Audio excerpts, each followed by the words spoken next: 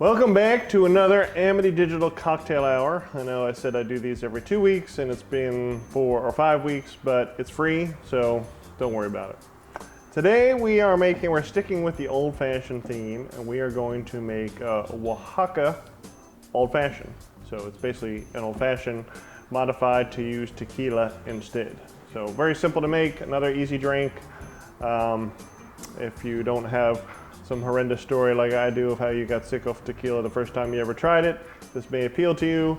If not, maybe you need to put some years in between that sickness and trying this again, because this is full-on tequila in your face. So we'll see how that goes.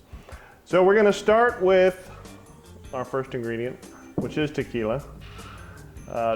It's a very dangerous bottle of tequila, number one, because it's friggin' tequila. Number two, because it is my wife's tequila, and she told me I was not allowed to use it. Some special bottle she got. She don't know anything about it other than, Brian, don't touch this. Luckily for me, she's traveling. Unfortunately for me, she's coming home tomorrow.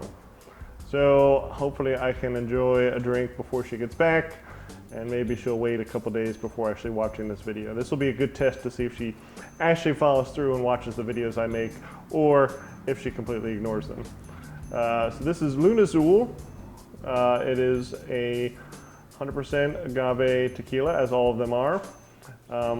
So tequila is a distilled spirit. It's made from the blue agave plant. There's many different varieties of agave.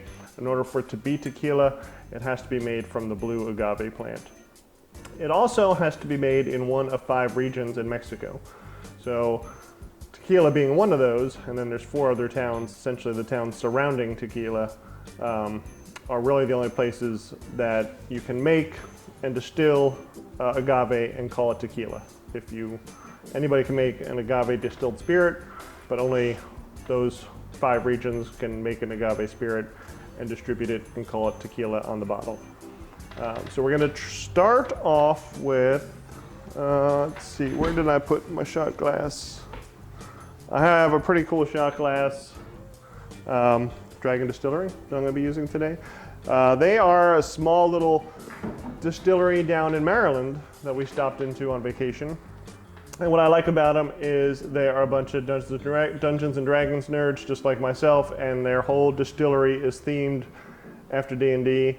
It was kind of like, how did I not know about this perfect place that makes alcohol and plays D&D?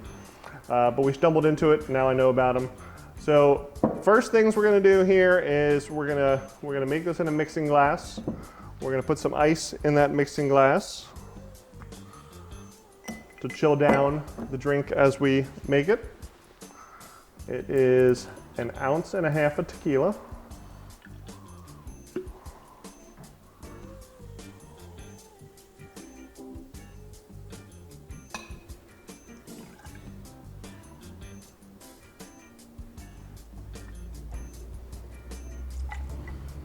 Okay. The next ingredient is Mezcal. So what's the difference between tequila and Mezcal? Well, there's a few differences. So Mezcal, all tequilas are essentially Mezcal, but not all Mezcals are tequila.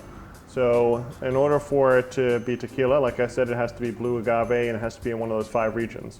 With Mezcal, it can be one of 30 different varieties of agave plants, and there's 8 or 9 regions that it's made in Mexico. There is a small overlap between those regions of places that could make either mezcal or tequila, but mostly they're in a different part of the country. The mezcal really it really enhances the flavor of the tequila in this particular drink. So you're drinking 2 different types of agave spirit, but they do taste different. This one is from Oaxaca, which is actually the birthplace of mezcal, hence the name of this drink, Oaxaca Old Fashioned. So we're only going to add 1/2 ounce, so just half of a shot glass. I should have one of those fancy mixing cups that has both measurements, but I don't. You are welcome to send me one, or sponsor the show, or buy a website, or do whatever, and I will use that money to buy more tequila and buy a new mixing cup. The next ingredient is a teaspoon of agave.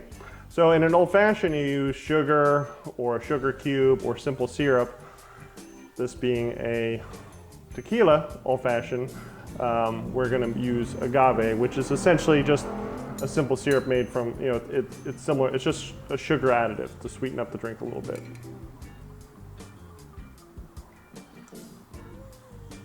All right.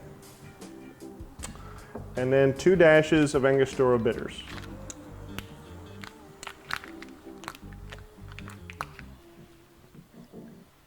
Now I want to point something out here about this glass that I'm using. This is not the glass obviously you would drink it out of. This is the glass I'm mixing it in. I don't know if you can see it on the camera, but it's got an etched design on it. It says Exeter Township Police Officers Association. On the back we have the American flag etched into it with the blue line. This is something that we can do here at the print shop. This is done with a giant sandblasting cabinet where we etch the design into the glass, and then the blue line is done by adding a color fill later. This is a pretty fun project to work on. They're going to be handing these out at their upcoming golf tournament. So after the ingredients are in, you're just going to stir them.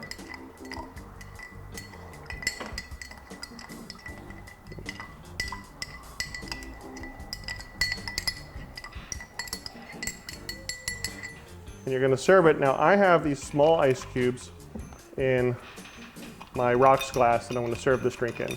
This is not what I want to have in my drink because the small ice cubes will melt way too quickly. I only put these in here to chill the glass down a little bit. So I'm going to get rid of those. Get rid of the excess water. The glass is chilled. I'm going to add 1 big ice cube. Same principle as when we did the old fashioned a few weeks ago.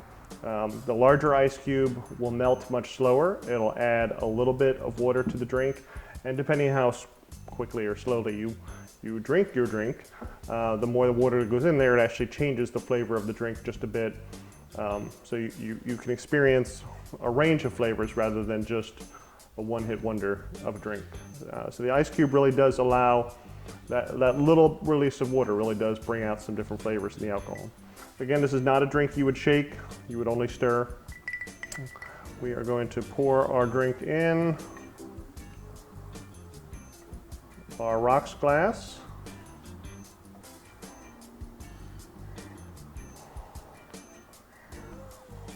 Okay. By the way, this rocks glass is something I etched as well, but with the liquid in there, it's probably pretty hard to see. And then this drink gets a garnish of an orange peel. So a twist of orange. We're gonna, the skin has an amazing amount of flavors built into the oils. So we are going to do a quick little twist, try to get some of the oils out, rub it along the edge of the glass, and then twist, and serve with our drink.